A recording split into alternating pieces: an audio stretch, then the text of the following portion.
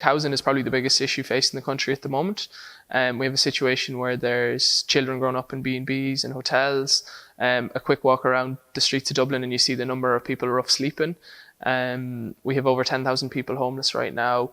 Rents are rising for students and young people. There's people not being able to, that can't afford to get on the housing market. People in good, stable jobs, often a couple together, earning two good wages, and they can't afford to get on the housing market. So the entire housing system in Ireland is dysfunctional right now. First of all, you have to look at the different types of homelessness. So you have the kind of typical homeless person you think of, usually maybe an older male who's sleeping on the streets. For the likes of them, it can often be events in their life spiral out of control. They're addicted to alcohol or drugs perhaps. They fall out with family and they find themselves sleeping rough. But what's kind of really, really scary in Ireland at the minute is the rise of family homelessness. Both single parents and couples who maybe have 2 or 3 kids, usually living in the Dublin area, but the problem extends to Galway, Cork and Limerick too. They were in the private rental sector. They got a letter through the door that said the rent was either rising or they were being evicted. And they were basically couldn't find alternative private rental accommodation.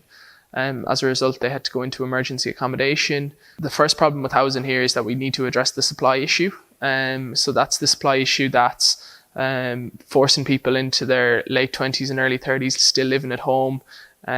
People can't afford to rent. Students, workers, people on good full-time salaries, that needs to be addressed. Put simply, that just needs to be, you need to build housing, high density housing in urban areas in the country.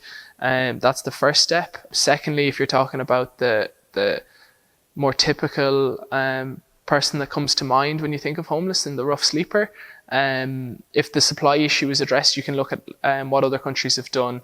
In Finland, for example, the Housing First model has worked really, really well. An organisation called the Y Foundation built a number of houses.